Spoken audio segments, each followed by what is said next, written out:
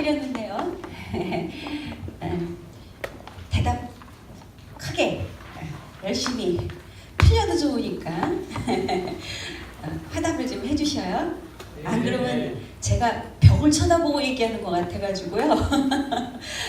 강의하기가 좀 힘이 들어요. 그러니까 같이 해요 우리. 네, 감사합니다. 원래 오늘부터 지도를 이제 나가려고 했는데 다음 주에 우리 윷놀이 신난다. 있지 않습니까? 그래서 오늘 제가 요 시간에 마침 그러면은 이걸 좀 깊이 있게 한번 다루고 지나가는 게 좋겠다 싶어서 71회에 관한 그 얘기를 제가 한번 간단하게 하고 지나갔었는데 그걸 좀 짚어드리려고 그래요. 그래서 유인물을 드렸는데 못 받으신 분 혹시 계시면 여기 못 받으신 분 2층 못 받으셨어요? 못 받으셨죠? 내려오시면은 있어요. 예.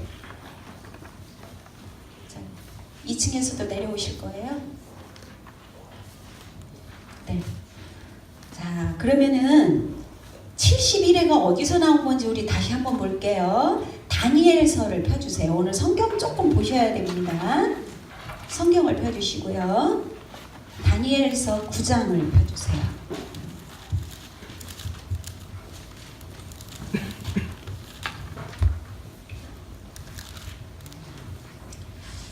다니엘서. 여러분 다니엘이 유대인이에요? 이방인이에요? 유대인이요. 유대인이죠. 예, 그거 생각하고 한번 읽어보세요. 24절. 이제 21절에 보면 다니엘이 기도할 때 누가 와요? 21절에 누가 옵니까? 가브리엘 천사가 온 거예요. 천사장이에요. 이 천사장은 이 가브리엘은요. 천사장 중에서도 하나님께서 전하신 어떤 소식을 전하는 천사장인 것 같아요. 그래서 마리아에게 네가 아들을 낳으리라 할 때도 누가 왔어요? 바로 이 가브리엘이 왔어요. 이게 지금 다니엘이 기도할 때도 기도의 응답을 가지고 내려온 천사가 바로 가브리엘이란 말이에요. 근데 이 가브리엘 천사가 지금 해주는 얘기예요. 하나님의 말씀하신 것을 다니엘아 이걸 들어봐라 하고 지금 얘기해주는 장면이에요. 그런데 23절 끝에 보면 그 환상을 깨달을지니라 하면서 이제 어떤 내용을 얘기해 주느냐면 24절 같이 읽을게요. 시작. 내 백성과 내 거룩한 성을 위하여 71회를 기한으로 정하였나니. 아멘. 거기까지요. 잠깐. 71회 71회. 그러니까 한 일회가 며칠이에요?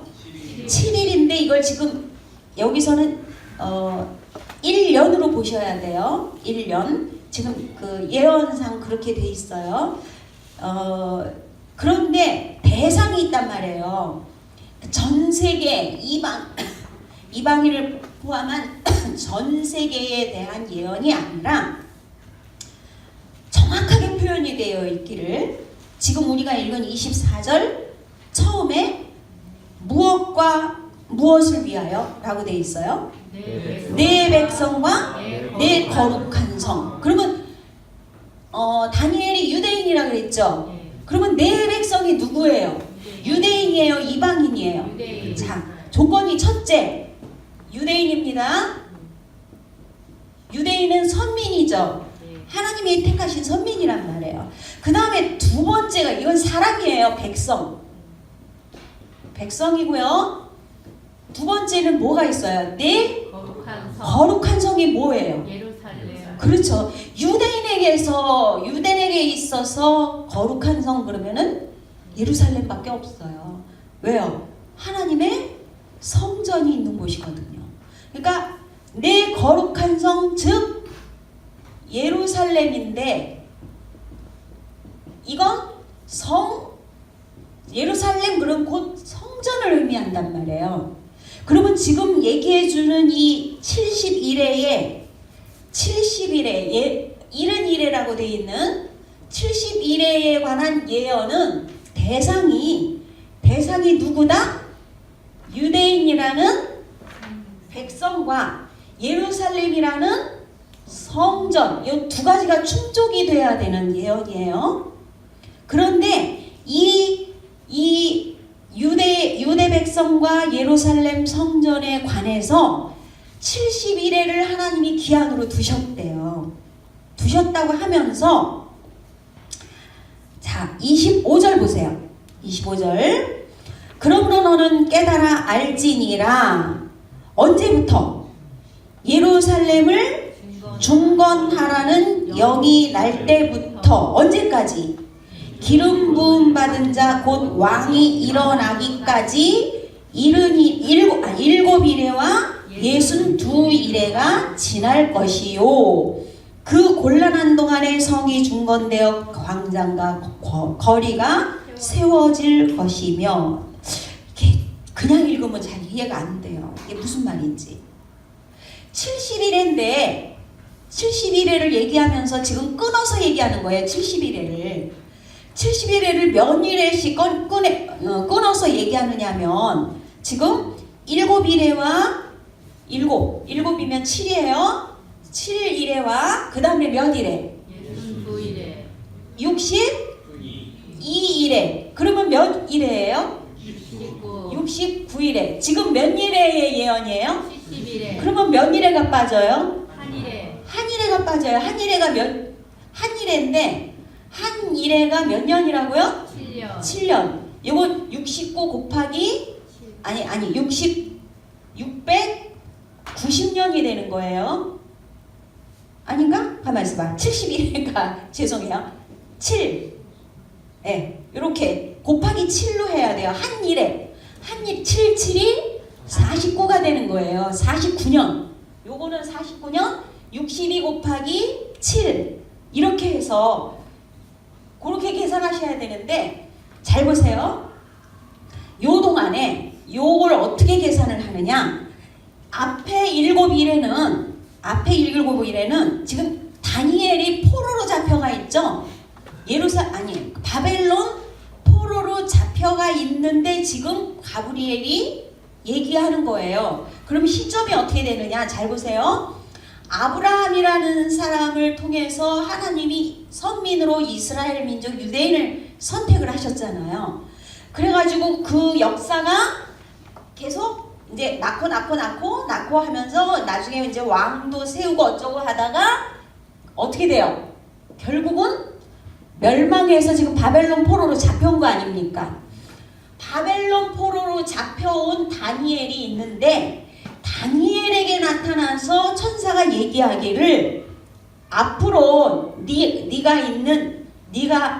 지금 살아있는 앞으로 어떤 영이 떨어질 것이냐. 지금 포로로 잡혀와 있으니까 저쪽 본토에 있는 예루살렘 성전은 어떻게 돼 있을까요? 그대로 있을까요? 무너졌을까요? 무너져 있죠. 완전히 황폐화되어 있단 말이에요.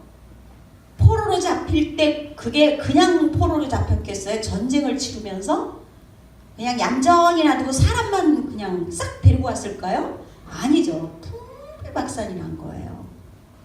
그런데 25절에 보니까 예루살렘을 중건하라는 영이 날 때부터, 이 말은 끌려올 때 무너진 이 성전, 완전히 무너진 성전을 너 가서 중건해, 새로 세워라는 명령이 난대요. 근데 요 명령이 언제냐?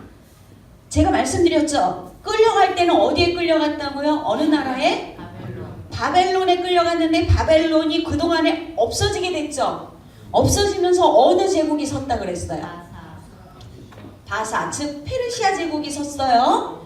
그래서 돌아올 때는 바벨론 제국에 있다가 돌아오는 걸까요? 바사 제국에 있다 돌아오는 걸까요? 바사 제국이에요. 그래서 다리오 왕 이런 사람들이 전부 다 이거예요. 바사 제국의 왕들이란 말이에요. 아닥사스다, 다리오 이런 왕들이요. 그러면 예루살렘을 중건하라는 영이 내렸다 그러면 누가 내린 걸까요? 바벨론 왕이 내린 거겠어요? 바사 왕이 내린 거겠어요? 바사 고레스 왕. 그렇죠. 바사 중에서도 하나님이 내가 내 종으로 쓰겠다 하신 고레스 왕이 보내주는 거예요. 가라 하고 보내주는 거예요. 그 영이 떨어질 건데 그 영이 떨어진 날부터 시작해서 잘 보세요. 25절 영이 날 때부터 이제 났어요. 영이 났는데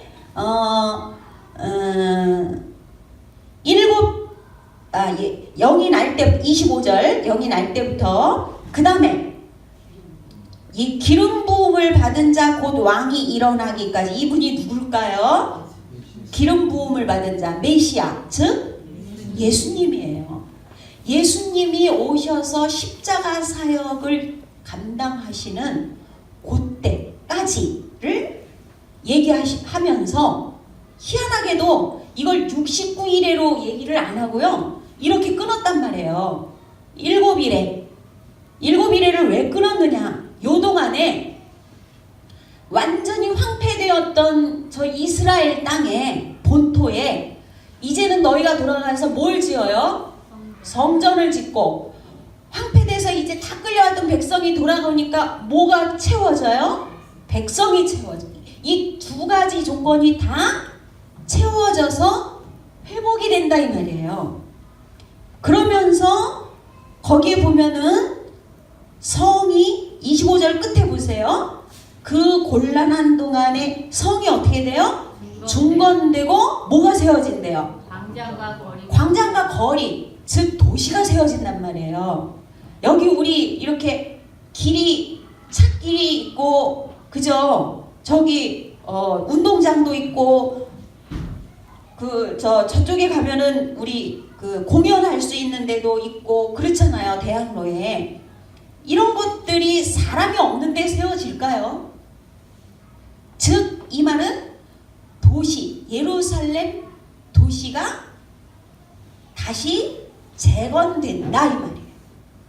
사람도 회복되고 그 다음에 성전도 회복되고 이 말은 예루살렘이라는 도시가 회복이 될 것이고 근데 이게 몇 일에 걸쳐서?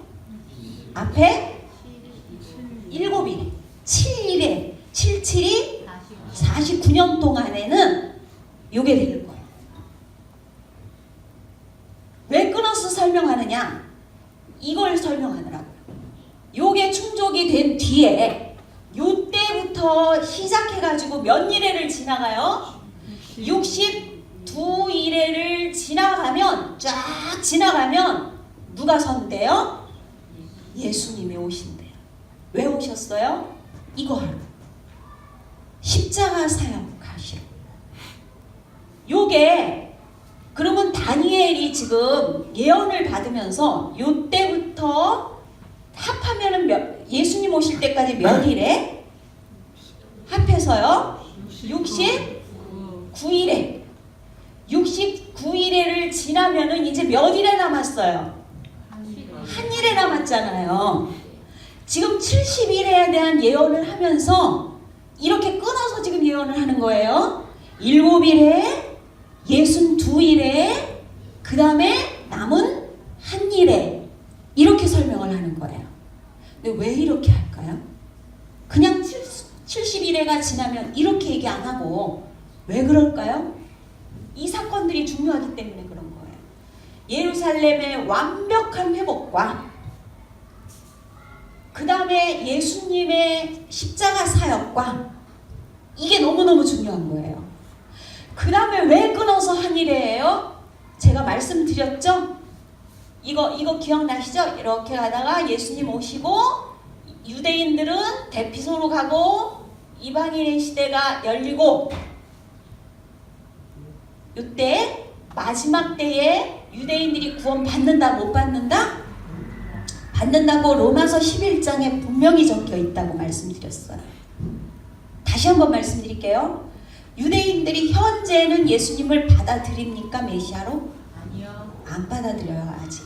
근데요, 지금도 유대인들 중에 예수님을 메시아로 받아들이는 사람들이 막 늘어나고 있어요. 그들을 뭐라고 하느냐? 메시아닉 주 이렇게 얘기해요. 그런데요, 그냥 그들이 예수님을 받아들이는 게 아니에요.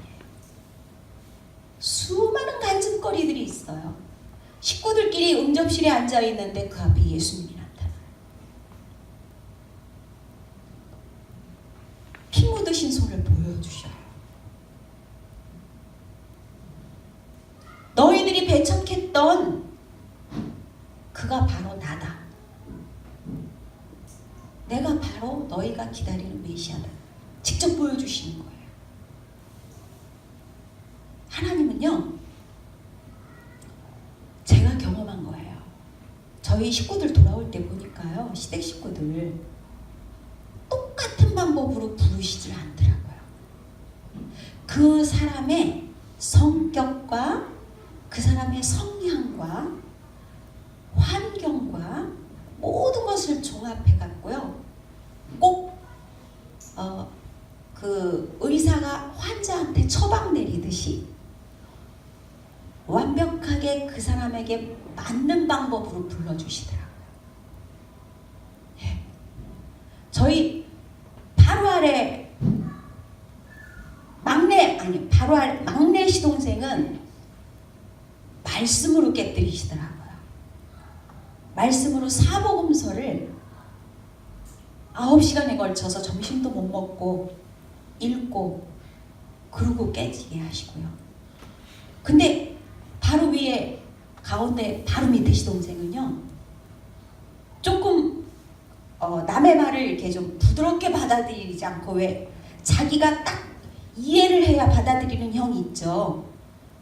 그러니까요, 누가 무슨 말을 해도 자기가 딱 세워놓은 기준이 있으니까 안 받아들여요. 막내는 부드러웠거든요, 마음밭이. 그러니까 말씀으로 깨뜨리셨고요. 가운데는요, 도저히 말로 안 되니까요, 하나님이 꿈을 보여주셨어요. 꿈에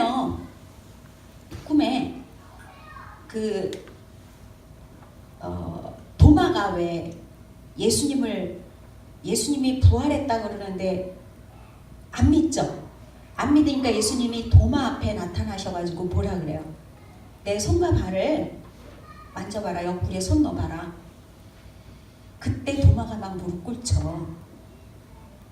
그 장면을요, 동굴에서 영화 장면처럼 생생하게 동굴에서요, 제자들이 있고 예수님이 그렇게 말씀하고 행동하시는 그 장면을 자기는 동굴 입구에 서가지고 본 거예요. 저한테 그 얘기를 해주더라고요. 그 꿈을 꾸고 그 다음날부터 교회를 나갔어요.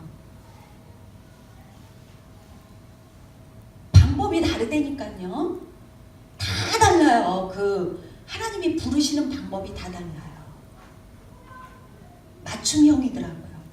근데 지금 유대인들이요, 그냥은 돌아옵니까? 안 돌아옵니까? 절대로 안 돌아와요.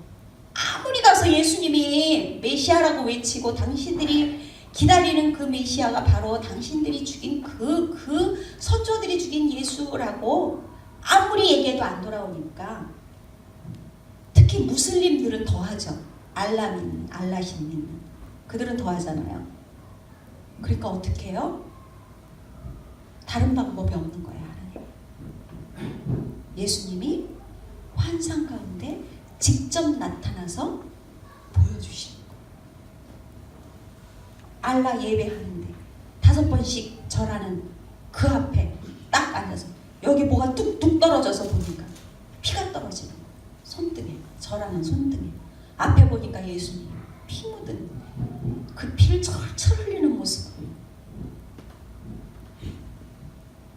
얼마나 놀라겠습니까? 그렇게 깨졌는데요. 근데 그런 사람들이 무수하게 순교를 당했어요.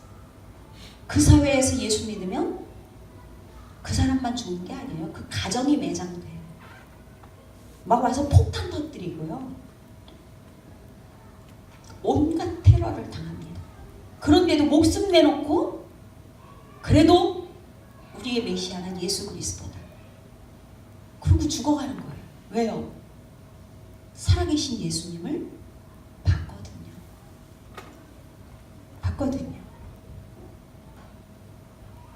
하나님께서요, 유대인들을 구원하기로 작정하셨어요. 근데 이때까지 안 일어났던 그런 일들이 지금 막 일어나고 있어요. 뭐예요? 급하신 거예요. 뭐가 급해요? 때가 됐다. 때가 이르렀다. 그 말은 잘 보세요. 자, 요건 이해를 하셨죠, 지금? 이게 이 71회에 대한 예언이 누구에 대한 거라고요? 유대인을 향한 거고, 그 다음에 장소어로는 예루살렘. 뭐 이단들이 일어나서 우리나라가 제2의 예루살렘이라, 동방의 이스라엘이라, 우리나라에서 메시아가 일어날 것이고, 재림 예수님이 한국에서 일어날 것이고, 말이 돼야 안 돼요? 안 되죠. 왜요? 하나님의 중심, 초점은 어디에 있다? 이스라엘에 있다. 예? 하나님의 눈은 항상 이스라엘에 있어요. 그래서 제가 말씀드리길, 이스라엘은 하나님의 뭐라 그랬어요? 시계다 그랬잖아요. 그러니까 우리가 세계의 역사를 볼 때 예수님의 재림에 관한 종말론에 관해서 보려면 어느 나라를 봐야 된다고요? 이스라엘을 안다 이 말이에요. 그래서 이거를 지금 이렇게 해서 예수님의 십자가까지 가서 여기까지 이제 69일회가 지났어요. 한 일회가 남았는데, 이 한 일회를 우리 인간은 시간의 연속선상에 살지만 하나님은 시간과 상관이 있는 분이에요? 없는 분이에요? 없는 분이에요. 영원을 사시는 분이에요. 그 하나님께서 베드로를 통해서 천년이 하루 같고 하루가 천년 같다 그랬죠. 하나님께는. 그러니까 예수님 오시고 2000년이 흘렀지만 사실은 예수님께는 이틀이 지난 거일 수도 있다 이 말이에요. 지금 하나님께서는 한 일회를 남겨놓으시고, 사실은 한 일회가 더 가야 되는데, 너무너무 사랑이 많으신 하나님께서 인류가 그대로 이방인들이, 그 수많은 이방인들이 그대로 지옥 가는 것을 보실 수가 없는 거예요. 그래서 예수님을 보내주셨고, 예수님을 통해서 선민인 이스라엘만 하나님의 자녀가 아니다. 내 아들 예수 그리스도의 피를 믿는 자마다 누구든지 나의 자녀가 될 것이다 하고 그 문을 활짝 열어주신 거예요. 그 기간이 언제까지냐? 하나 남은 한 일에 7년, 한 일에 7년이 남은 요때까지란 말이에요. 근데 이게 시작이 되면, 카운트다운이 시작이 되면 이방인, 지금 현재의 교회 시대는 막을 내리는 거예요. 그럼 유대인들은 지금 어디 있다고요? 이걸 철로로 봤을 때 어디 있다 그랬어요? 제가 대피선에 있다 그랬어요. 그러니까 하나님이 유대인을 버린 거다? 아니다? 안 버렸어요. 하나님의 진짜 원래 하나님의 친자녀는 이스라엘 유대인이에요? 이방인이에요? 유대인이에요. 아니, 친자녀 버리고 양자를 선택하시겠어요? 우린 양자예요. 예수 그리스도께서 맏아들이 되셨고 우리는 양자예요. 우리의 구원을 위해서 잠시 대피선에 유대인을 놔두신 거란 말이에요. 비켜놓으신 거라고요. 완악해지도록. 이들의 완고함과 완악함이 그냥 있는 동안에 너희 잠깐 있어 하고 성령께서 지금 오셔서 교회 시대를 이끌고 계시는데, 이게 언제까지 가는 게 아니라니까요. 영원히 가는 게 아니라 주님이 오신다고요. 그때는 끝나요. 그런데 주님이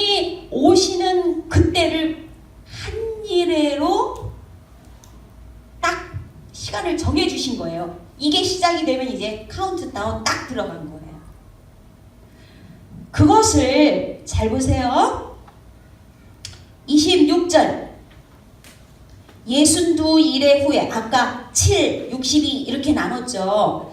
62일의 후에 기름 부음을 받은 자가 어떻게 된대요? 끊어져서 없어진대요. 즉 죽는다 이 말이잖아요. 그죠? 그렇게 되고 그 다음에 적그리스도가 나타나요. 장차 한 왕의 백성이 와서 그 성읍과 성소를 무너뜨릴 것이며 무너뜨리려니와 그의 마지막은 홍수에 휩쓸림 같을 것이며 또 끝까지 전쟁이 있으리니 황폐할 것이 작정되었느니라. 27절 그가는 누굴까요? 26절에 있는 한 왕의 백성, 즉 적그리스도를 얘기하는 거예요. 그가 장차 많은 사람들과 더불어 여기에 이제 나오죠. 마지막 한 일해 동안 언약을 굳게 맺고, 누구와 언약을 맺는다는 거예요? 이스라엘과 언약을 맺는다는 거예요. 이스라엘과 언약을 요 7년 동안 7년 조약을 평화 조약을 맺는 거예요. 그런데 문제는 이 7년 조약을 맺을 때 이스라엘이 드디어 진짜 우리에게 평화를 줄 메시아를 만났다. 이 사람이 진짜 메시아다. 그럴 수 있는 수많은 사건들이 벌어지고 표적도 보여줄 거예요. 이스라엘이 홀딱 넘어가게, 미혹되게. 그 첫 번째 조건이 아까 조건이 첫째는 백성이라 그랬죠. 두 번째는 뭐라 그랬어요? 성전이라 그랬잖아요. 근데 2000년 동안 1900년 이상을 이스라엘이라는 나라 자체가 있었어요? 없었어요? 그동안에 없었잖아요.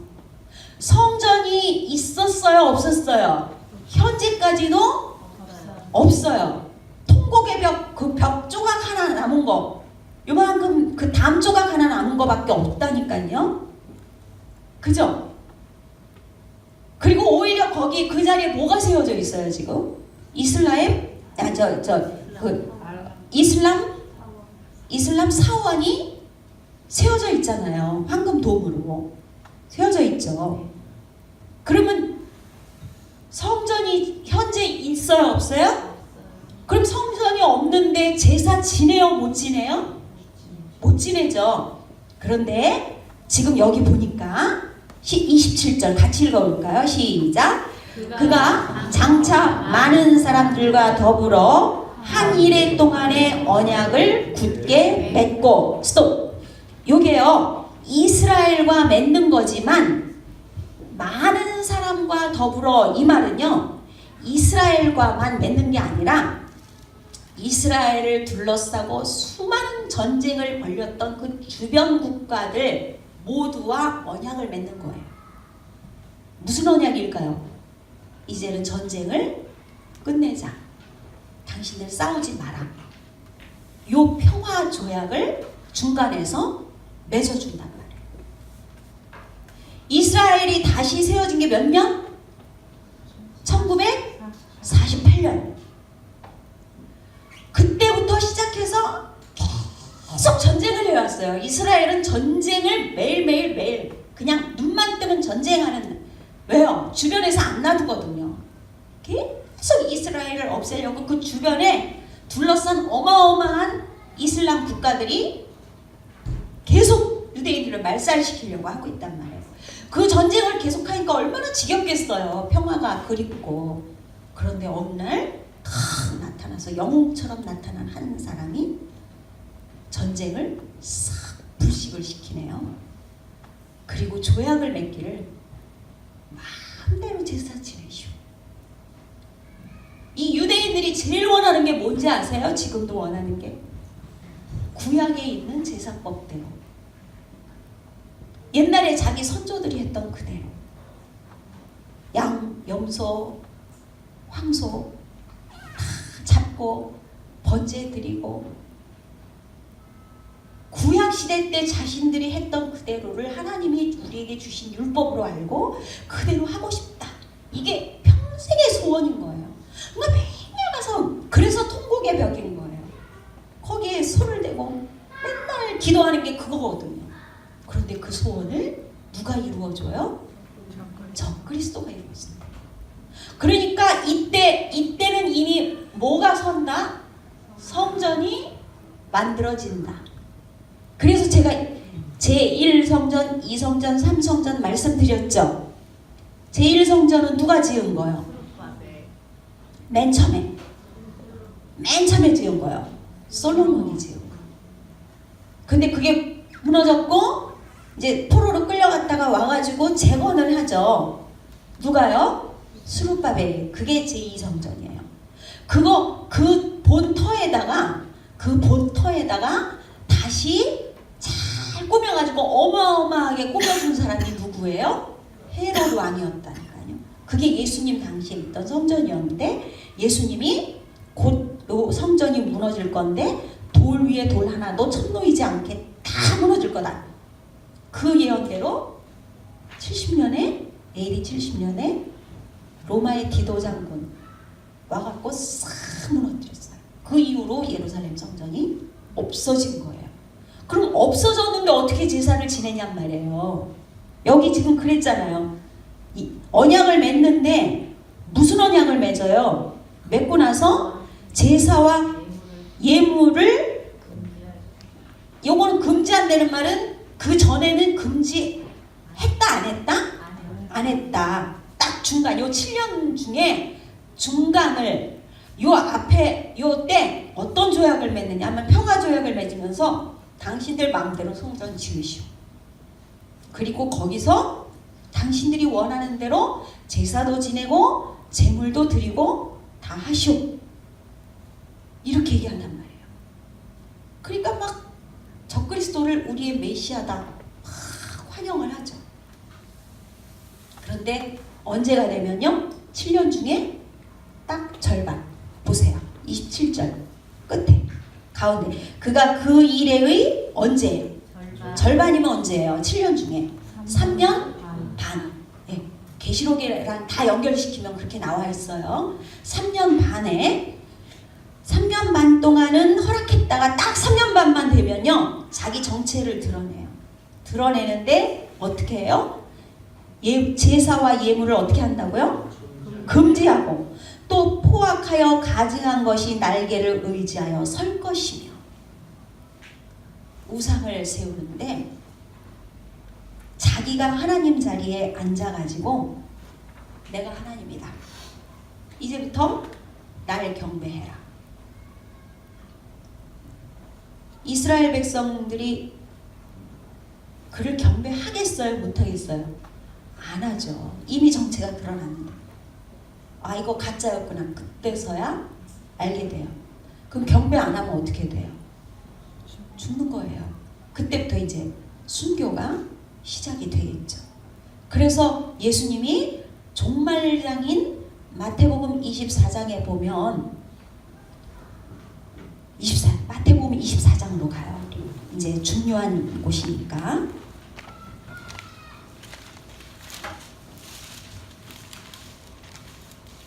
마태복음 24장. 자, 여기에요. 1절 이전에는 예수님이 이제 이게 무너질 거다 이렇게 얘기를 했더니 그러면서 때가 되면 이제 곧 세상 종말이 올 거다 예수님이 얘기를 해주셔요. 근데 이때에 아까 말씀드린 대로 7일에 62일에 그 다음에 한일에 이렇게 끊어서 설명을 해주시니 이때의 제자들이 예수님 당시에 이 7일에 남은 한일에가 곧 있을 거라고 생각했을까요? 수천 년 뒤라고 생각을 했을까요? 곧이요, 곧. 예수님 얘기를 하시니까 곧 있을 거라고 생각을 한 거예요. 그래서 그럴 때 무슨 징조가 있을까요? 예수님. 뭘 어떻게 하면 우리가 알 수 있을까요? 그랬더니 일러주셨어요? 안 일러주셨어요? 그 징조를 일러주셨어요. 그래서 마태복음 24장은 뭐라고 불러요? 종말장이라고 불러요. 너무너무 중요한 장이에요. 그런데 거기에 먼저 뭐가 일어날 것이냐? 첫째는 미혹이란 단어를 쓰셨어요. 무슨 징조가 있사오리까? 4절, 5절. 너희가 사람의 미혹을 받지 않도록 주의하라. 많은 사람이 내 이름으로 와서 이르되 뭐라고 한대요? 나는 그리스도다. 그러니까 곳곳에 가짜 그리스도들이, 그러니까 모형, 적그리스도의 모형인 사람들이 많이 나타난다 이 말이에요. 지금도 주변에 얼마나 많은 이단들이 있습니까? 그죠? 예. 이게 막 이런 일들이 일어날 것이다. 미혹의 영이 일어날 것이다. 두 번째는 뭐래요? 6절. 난리와 난리 소문을 듣겠으나 너희는 삼가 두려워하지 말라. 이런 일이 있어야 돼. 아직은 끝이 아니니라. 즉 전쟁, 테러, 이런 일들이 곳곳에 계속 있어질 것이다. 물론 지구상에 계속 역사를 보면 전쟁은 있었어요. 그런데 주님이 오실 때가 가까우면 이런 일이 엄청 잦아지고 점점 커질 거래요.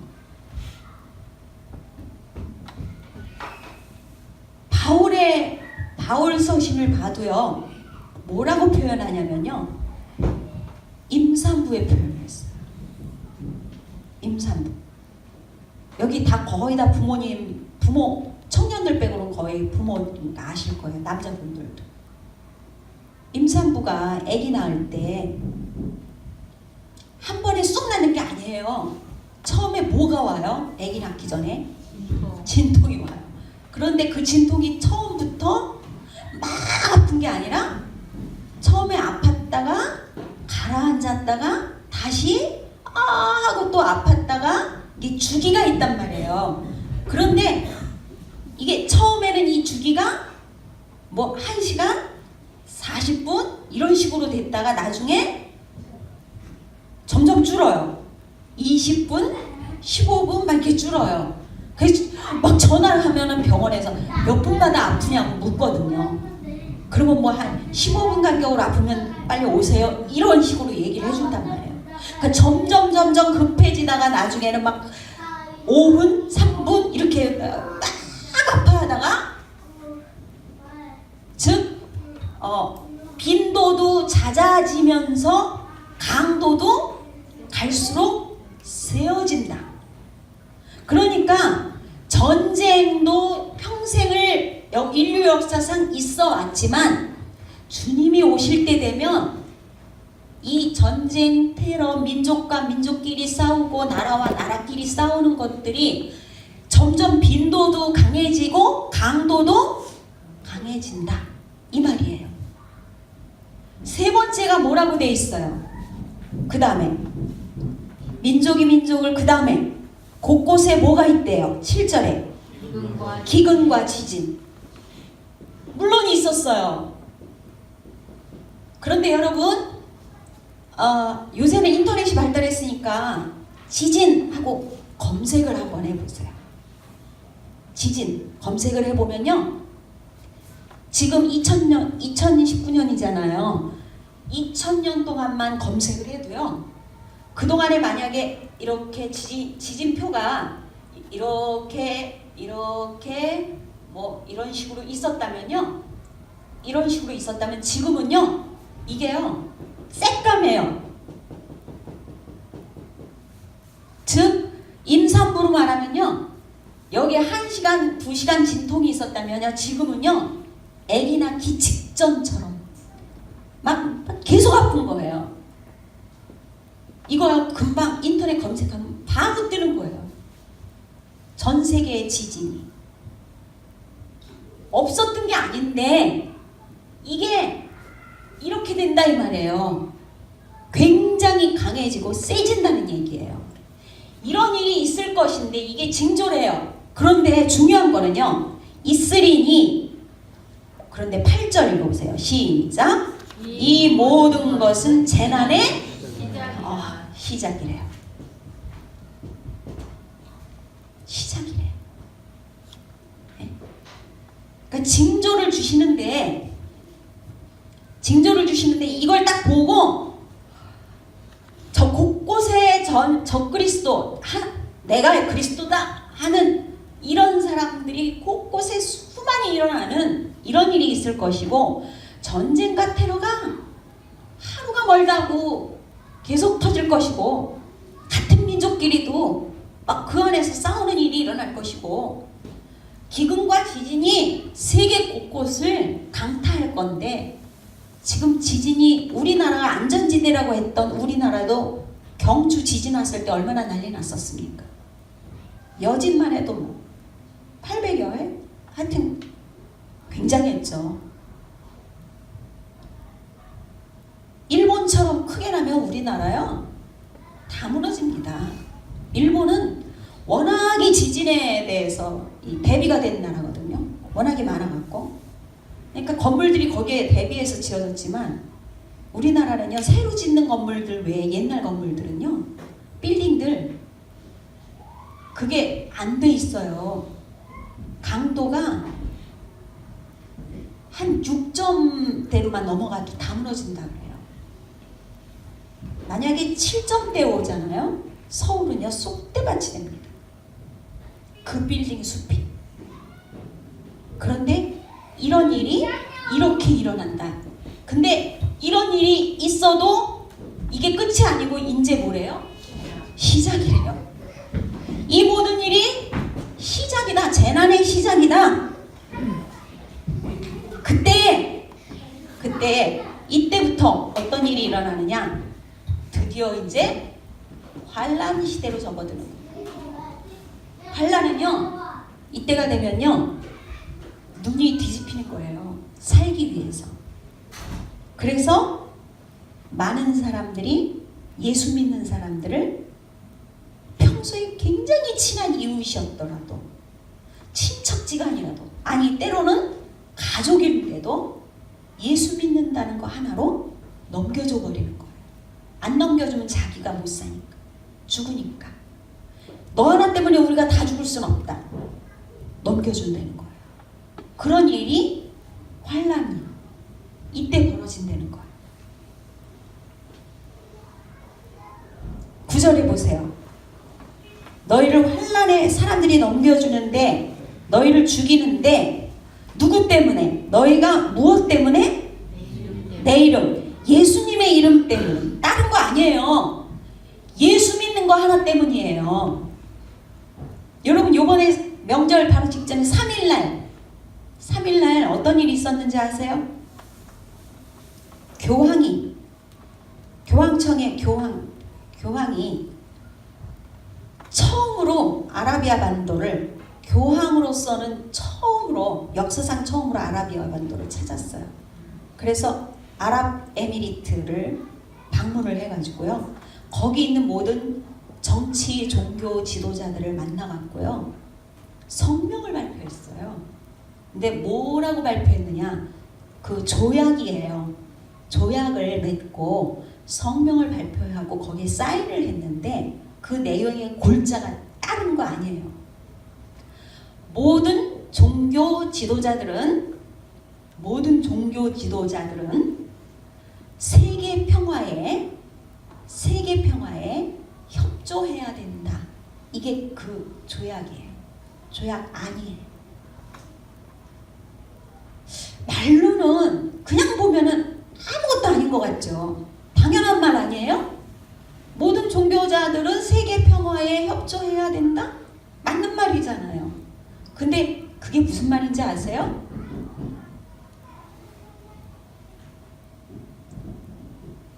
우리는 어때요? 우리가 오직 예수라고 말하는 우리 개신교가 다른 종교하고 협약이 될까요? 안 될까요?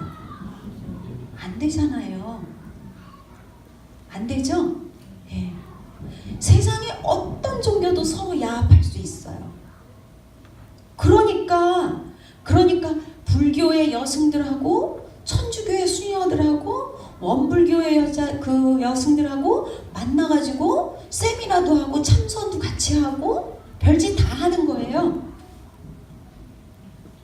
교황이 불교도 찾아가고요. 절에서도 천주교 성당 찾아가고요. 중들도요. 할 수 있는 거예요. 근데 오직 누구만 못해요, 그 일을? 우리 개신교만 못하는 거예요. 그러면 그 조약이 하는 거기에서 딱 들어간 함정이 누구를 노린 거예요? 개신교를 노린 거예요.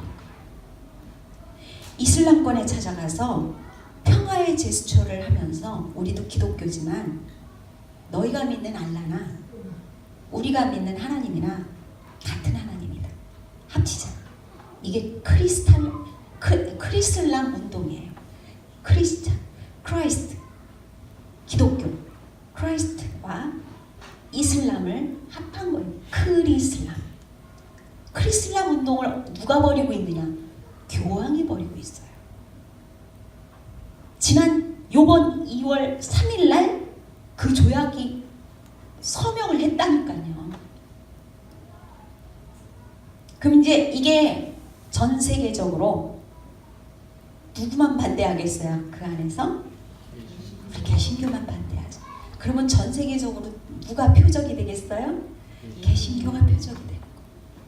왜 너희만 아니라고 하느냐? 왜 너희만 죽어라고 너희만 옳다고 하냐? 왜 너희 안에만 구원이 있다고 하냐? 우리 안에도 구원이 있다. 선을 행하면 되지 않냐? 그래서 그들은요, 선행, 이 자선 있잖아요. 자선에 대해서 굉장히 민감해요. 자선을 많이 해요. 드러나는 자선. 자선을 많이 하고 그러면 사람들이 뭐라 그러겠어요? 저 사람들은 참 선하다. 인정해 주겠죠. 그래서 그들이 자선을 참 많이 해요. 근데 우리 그리스도인들은 안 하나요? 몰래 해서 그렇죠. 안 드러나게. 근데 그들은 드러나게 엄청 많이 합니다. 그러니까 세상 사람들이 볼 때는 그리스도인들보다 그들이 더 많이 하는 것 같죠. 실제로는 우리 그리스도인들이 드러나지 않게 굉장히 많은 선행을 하고 있는데 결국은 마지막에 표적이 될 것이 개신교예요. 근데 보세요. 이 일이 일어날 때 징조가 있으리니 하셨으니까 요 7년 환란이 일어나면 이제 드디어 유대인들이 정신 차리겠죠. 여기 7년 중에 요때까지는 유대인들이 띵까띵까 하겠죠. 야, 신난다, 우리 이제 평안하다, 이럴 거 아닙니까? 그러다가 정신 차리고 요때 적그리스도가 모습을 드러내면 이때부터 유대인들에게는 환란이 시작되는데, 이때 7년 조약 맺을 때 마음대로 해라, 이제 제사도 지내고 해라 하려면 뭐가 세워져야 돼요? 성전이 있어야 되고, 또 누가 있어야 돼요? 근데 이 백성은 이미 돼 있어요, 안 돼 있어요? 1948년에 나라를 찾으면서 됐잖아요. 그쵸? 됐고, 그 다음에 6.1 전쟁이 있었던 67년에 예루살렘 반쪽은 이스라엘 걸로 확정이 돼버렸어요. 그리고 교황이 미국 대통령인 트럼프가 뭐라 그랬어요? 그 성전 거기는 예루살렘은 이스라엘 거다. 이게 폭탄 선언을 해버렸잖아요. 그렇죠? 이미 다 준비가 되게 되니까요. 요게 시작이 되려면 뭐가 세워져야 돼요? 성전이 세워져야 되는데 이게 제3성전이란 말이에요. 솔로몬 성전, 스룹바벨 성전, 제2성전인데 요걸 확대시킨 게 헤롯 성전이었는데 이게 싹 무너져서 2000년 동안 없어졌었어요. 그랬는데 제사와 예물이 시작이 된다는 건 뭐가 선되는 거예요? 제3 성전이 선다 이 말이에요. 그러면 우리가 볼 때 뭘 보면 돼요? 성전이 세워지는지 안 세워지는지 그거 보면 알겠죠. 그죠? 근데 지금 준비가 됐다고 제가 말씀드렸죠. 이미 다 준비되어 있어요. 언약궤도 찾아놨대요. 언약궤도 찾아놨대요. 세상에 지금 그거 발표만 안 했을 뿐이고요. 기물도요, 기가 막혀요. 사진 보니까 옛날 고대로 그걸 다 만들었는데 황금으로, 순금으로다가 촛대도 그대로 만들어갖고 다 이렇게 모셔놨어요. 유리함에. 그거 전시된 거 보니까요, 완벽하게 지금 딱 요이 땅 하면 얼마 하면 바로 지어지도록 다 만들어 놓고. 성전만 있으면 안 되죠. 누가 있어야 돼요? 제사 지내려면. 네? 제사장이 있어야 되잖아요. 근데 제사장 아무나 됩니까? 누가 있어야 돼요? 레위 지파. 근데 2000년을 지났는데 레위 지파가 누군지 어떻게 아냔 말이에요. 그래갖고요, 그들이 피를 뽑아갖고 그 안에서 DNA를 찾아갖고요, 레위인의 DNA를 다 뒤진 거예요. 그래갖고 레위인의 DNA를 가진 사람들 중에서 뽑아갖고 그들을 지금 제사장 훈련, 제사장 학교가 여리고에 세워져 있어요. 제사장 훈련을 받고 있단 말이에요. 그러니까 이젠 성전만 세워지면 모든 건 다 시작이 되도록 마련이 됐어요. 그러면 요게 시작, 요이 땅인데 요때부터 언제인지는 모르지만, 요게 언제인지는 몰라요. 그런데 이때부터 우리 교회 개신교에게 핍박이 있을까요, 없을까요? 있죠. 요걸 봐야 된단 말이에요. 이걸 못 보면요, 이걸 못 보면 이게 시작이 되는 걸 알아요, 몰라요? 우리가 졸지에 당한다 이 말이에요. 졸지에. 학설에 따라서 예수님이, 재림이 이때 오신다.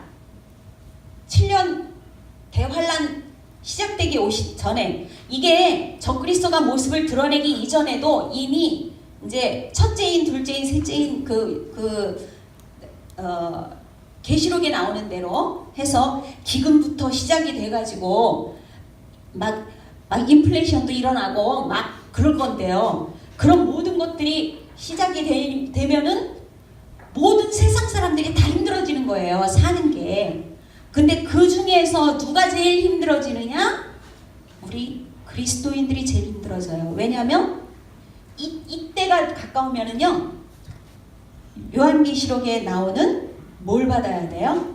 짐승의 표를 받아야 돼요. 근데 그 표에 제일 중요한 기능이 있어요. 뭐예요? 매매가 뭡니까? 매매? 매매가 뭐예요? 물건을 사고 파는 거. 지금 우리 카드만 들면 되죠. 현금 없어도 거의 살아요. 그죠? 네. 이제 택시도 옛날에는 카드 안 됐잖아요. 지금은 택시도 카드 되죠. 그죠? 그러니까 어디 가든지 그냥, 옛날에 얼마 이상 아니면은 카드 안 끊어줬는데 요새는 1000원도 카드 끊잖아요. 그죠?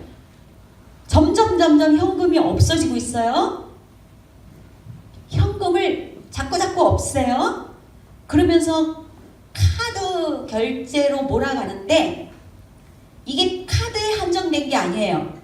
이미 우리나라 준비 다 돼 있습니다. 20년도 넘었어요. 우리가 들고 있는 주민등록증 없으면 뭐로다가 신분증 대신합니까? 운전면허증. 그죠? 예. 그 다음에 우리가 쓰는 금융카드, 신용카드. 그죠? 예. 캐시카드를 비롯해서 신용카드. 또 뭐가 있어요? 의료보험. 이런 것들이요, 이 카드 하나로 완전히 통합이 되도록 이미 준비가 다 돼 있어요. 이거는 20년도 넘게부터 우리나라가 이거 추진한다 하면서 발표했던 거예요. 근데 지금은 기술적으로 이미 다 완성이 돼 있고 데이터베이스도 다 돼 있어요. 뭐 때문에 돼 있을까요? 말세에 이런 일이 이루어지려면 인터넷이 발달하지 않으면, 즉 컴퓨터라는 게 안 생겼을 때는 이게 꿈도 안 꿔지는 얘기였어요. 그런데 지금은요, 전 세계에서 통신망이 제일 발달한 나라가 어디게요? 불행하게도 어느 나라게요? 우리나라예요. 우리나라. 그러면 적그리스도가 매매 기능을 가진 짐승의 표라는 거는 요 표를 받아야 물건을 사고 팔 수 있다. 현금은 못 쓴다. 졸지에 그래버리면 우리 쌀이 떨어져도 쌀 사러 가도 못 사요. 애기 분유 사러 가도 못 사요. 애기 기저귀 당장 필요한데 못 사요. 병원 아픈데 갔더니 이 짐승의 표 안 받으면 치료 못 받아요. 어떻게 될까요? 우리가 살 수 있어요, 없어요? 그때는 전부 다 어떻게 될까요? 지하로 숨는 거예요. 그래서 앞으로의 이때가 되면 교회는요, 우리처럼 이렇게 못 모입니다. 드러나게 못 모이니까 어떻게 될까요? 지하 교회가 돼요. 환란 시대. 이게 이때 일어날 일이란 말이에요. 이때 일어날 일인데 이게 지금 차근차근 준비가 되고 있다니까요. 여러분이 뉴스에 귀를 기울이셔야 돼요. 우리 젊은이들 손에 휴대폰 쥐고 게임 보고 그럴 때 아니에요. 그럴 때 아니에요. 뉴스에 촉각을 곤두세워야 돼요. 지금 어떻게 돼가고 있는지, 세상이 어떻게 돼가고. 적그리스도가 나타난다는 말은, 적그리스도가 나타나서 세계를 통치하려면요, 세계가 하나가 돼야 되겠죠. 지금은 전부 다 각국 정부가 있잖아요. 그러니까 한 사람이 통치가 돼요, 안 돼요? 안 되죠. 그러니까 한 사람이 통치하기 위해서는 나라가 이제는 경계가 없어져야 돼요. 경계가 없어진다. 이 말은 하나가 돼야 돼요. 그 하나로 뭉치기 위한 최고 조건은 먼저 컴퓨터를 통해서 인터넷망이 다 전국을, 전 세계를 연결시켜야 돼요. 저기 아프리카, 아니 그들이 아프리카에 지금 저기 맨발로 다니고 저 밀림에 살고 이런 사람들이 뭐 하는데 이게 필요하겠어요, 인터넷이. 근데 거기에도 지금 무료 와이파이가 되도록 인공위성으로 띄워서 다 해놨어요. 그 말은 이제 만약에 그들이 표를 받으면 숲속에 살아서 동굴 파고 들어가도 어디에 있는지 다 알아요.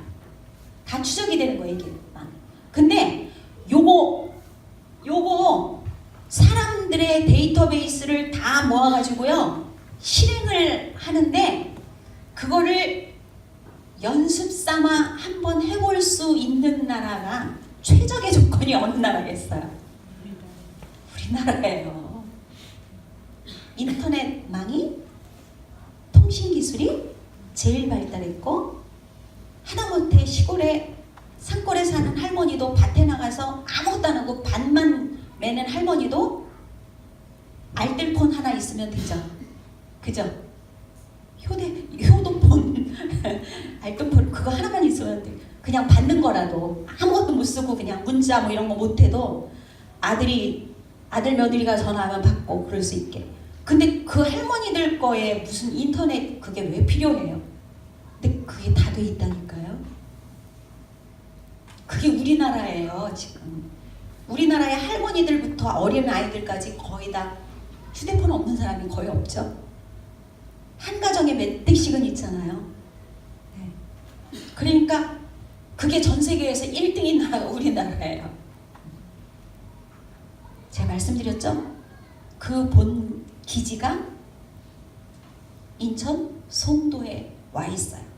차려져 있어요, 이미. 그럼 때가 가까운 거예요, 안 가까운 거예요? 너무너무 가까운 거예요.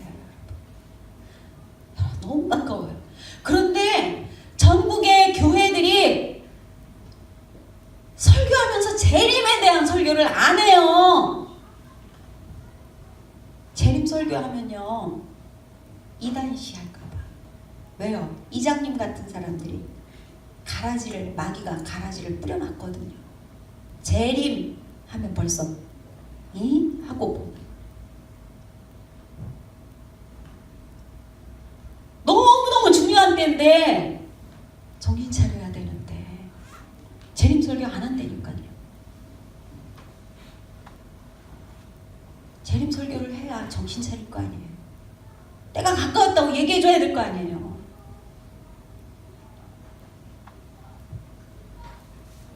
이때예요. 그런데 예수님이 뭐같이 오신대요? 오실 때 도적같이 오신다 그랬죠. 근데 우리 믿는 자들에게는 도적같이 오신다 안 오신다? 안 오신다. 왜?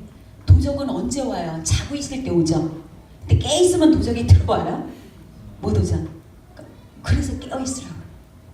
깨어 있는 자들에게는 주님이 도적같이 오시는 게 아니에요. 징조를 알려주셔요. 나 간다, 간다, 간다. 준비해라, 준비해라. 깨어 있으면 이게 보여요. 세상 거 돈 벌고 출세하고 자기 욕망 차리고 세상 것에 빠져 있으면요, 이 사인을 아무리 주셔도 안 보인단 말이에요. 그런 사람은 잠든 사람이에요.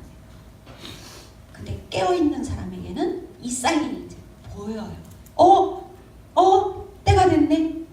여기까지 왔네. 주님 발자국 소리가 들려요. 깨어있는 자에게는 주님이 도적같이 오신다 안 오신다? 안 오신다. 도적같이 오시지 않는다. 나 간다. 도적이 간다고 알려줍니까? 세상 사람들에게는 완전히 도적같이 어느 날 날벼락 맞는 거예요, 자다가. 근데 우리는 알아요. 그걸 위해서 하나님이 징조를 주시는데 그걸 위해서 예언을 주신 거예요. 오늘 나눠드린 유인물 잠깐만 보시겠어요? 제가 집에 가서 읽으시면 이해되시니까 이걸 거기 있는 그림으로만 간단하게 설명드리고 끝낼게요. 구약에 있는 신약의 예언과 같이 합쳐서 봐야 되지만 구약에 있는 예언은요, 예언자들에게 하나님이 주신 예언은요, 이 메시지들을 이해하려면 시대적으로 또 내용적으로 어떤지를 먼저 이해해야 돼요. 시대적이라는 말은, 자, 지금 있는 선지자가 예언을 받았어요. 그러면 이 예언은요, 요 선지자가 있는 요때 현재, 지금 현재죠. 그러면 예언을 받을 때는 예언자에게 있어서는 현재예요. 현재만이 아니라 과거가 있기 때문에 그 예언이 주어지는 거고요. 이 선지자가 있는 현재를 비롯해서 앞으로 금방 있을, 앞으로 금방 이루어질 일까지, 그 다음에 더 나아가서 마지막 시대 일까지 다 함께 과거, 현재, 미래까지 아울러서 예언이 주어진다. 이게 시대적인 예언이라는 의미고요. 내용적이라는 것은 선지자가 있으면 그를 둘러싼 현재 환경이 있겠죠. 현재 환경만 국지적이고 부분적인 그런 내용만으로 주어지기도 하지만 포괄적으로 더 나아가서 전 세계적이고 전 우주적이고 종말적인 그런 예언도 함께 포함된 것이 구약의 예언자들의 예언의 메시지다. 이걸 먼저 이해하시라는 얘기예요. 즉, 구약의 예언을 이해하시려면 그 당시에 이 예언자가, 선지자가 살았던 시대적 정황이라고 해요. 이 말은 조금 어렵지만 상황, 정황. 시대적인 정황을 이해를 못하면요, 문자 그대로 그것만 딱 본단 말이에요. 그것만 딱 본다고요. 정황을 이해해야 돼. 또 하나는요, 구속사. 제가 몇 번 얘기했어요. 구속사적으로 이해를 해야 돼요. 성경은. 왜요? 성경 전체가 예수 그리스도께서 왜 오셨는지, 오시고 나서 어떻게 살아야 되는지, 그분이 다시 오실 것인데 그 오실 예수님을 바라보면서 살아야 될 것까지 다 얘기하고 있잖아요. 그러니까 성경 66권을 관통하는 건 누구예요? 예수 그리스도라고요. 그러니까 하나님이 이 땅에 예수님을 보내신 목적을 구속사, 인류를 죄악에서 구원해내는 구속사적인, 하나님의 구속사적인 관점으로 예언을 이해를 해야 된다. 그래야 그 예언을 제대로 이해할 수 있다. 마지막으로 그 밑에 그려진 그림을 한번 보세요. 일부러 제가 그림을 그려갖고 복사를 했는데요.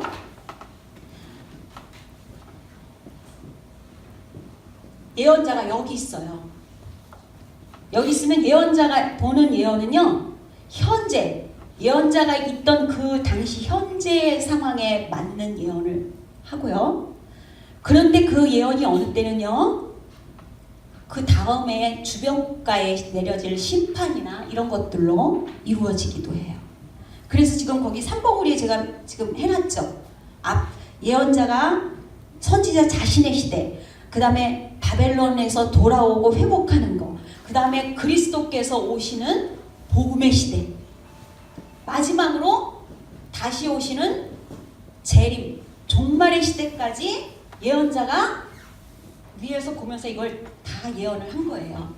그런데 문제는요, 하나님께서 예언자에게, 이 선지자에게 이런 예언을 주실 때 순서대로 주시는 게 아니란 말이에요.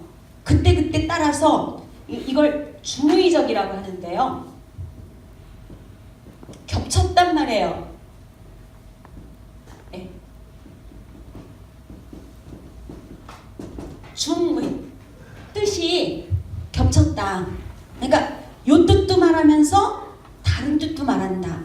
예를 들면 이사야서에 보라, 처녀가 잉태하여 아들을 낳을 것이요 이름을 임마누엘이라 하리니 할 때는 그 당시에 아기 낳는 그 얘기를 하지만 더 나아가서는 앞으로 오실 메시아 임마누엘, 메시아 예수 그리스도에 대한 예언이란 말이에요.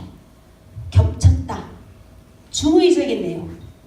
이게 막 겹쳐서 때로는 이때 것이 주어지기도 하고 때로는 이때 것이 주어지기도 하고, 그러니까 선지자가 그 당시 아무것도 모르면서 그냥 예언을 받을 때는요, 이 선지자는 어떤 마음으로 예언을 받느냐면 이게 순서적이 아니라 이게 꼭 내일 있을 일 같아요. 이게 내일 있을 것 같아요. 그래서 바로 오늘처럼 바로 있을 것처럼 적은 것들도 있단 말이에요. 이해가 가시겠어요? 네. 그걸요, 우리가 구약의 예언서를 읽으면서 이거를 이런 눈으로 보셔야 돼요. 선지자가 왜 이런 말을 했는지, 어떤 뜻인지, 그거 이해를 하면서 성경을, 구약의 예언들을 보셔야 합니다. 오늘 70일에 관해서 한 번 더 말씀드렸어요. 71일을 어떻게 나눴다고요? 7일에, 그 다음에 62일에, 62일에, 그 다음에 마지막 남은 한일에. 근데 그 한일의 사이에 뭐가 있어요? 교회 시대가 있다. 그죠? 누구를 위해서요? 이방인들을 구원하기 위해. 그래서 이방인의 충만한 수가 차기까지. 언제인지는 몰라요. 그건 하나님께 딸린 거예요. 그동안의 유대인들은 어디가 있어요? 대피선에 가 있다니까요. 네. 그래서 아직도 예수 안 믿는 거예요, 그들이. 근데 때가 가까우면 하나님이 자꾸 역사하셔서 유대인들도 예수 믿게 되고, 이슬람 사람들도, 무슬림들도 예수 믿게 되고 하는 사람들이 자꾸 늘어나는 거. 그러면서 아까 말씀드린 징조들이 나타나기 시작해요. 그 징조를 읽을 수 있으려면 자야 돼요? 깨어 있어야 돼요? 깨어 있어야 돼요. 드라마에 빠져 있고, 주식에 빠져 있고, 게임에 빠져 있고, 안 돼요. 그러면 안 보여요. 그건 자는 거예요. 안 돼요. 깨어 있으셔야 돼요. 깨어 있어야 그 징조가 보여요. 하나님이 예언을 괜히 주신 게 아니에요. 성경에. 성경 읽으시면서 부디 눈을 뜨시고 현재의 자리에서 몸부림치시기 바랍니다. 어떻게 하면 깨어 있을까? 어떻게 하면 내가 깨어 있을까? 나만이 아니라 내 식구도 어떻게 하면 깨울까? 내 친구를 어떻게 하면 깨울까? 내 구역 식구를 어떻게 하면 깨울까? 나와 하나님이 엮어주신 사람들을 어떻게 하면 깨울 수 있을까? 주님이 오신대 담대하게 얘기할 수 있는 시대, 이제 때가 됐어. 그 징조를 알려주려면 우리가 먼저 알아야 되잖아요. 징조를 읽을 수 있는 깨어 계시는 여러분이 되기를 바랍니다. 기도하겠습니다.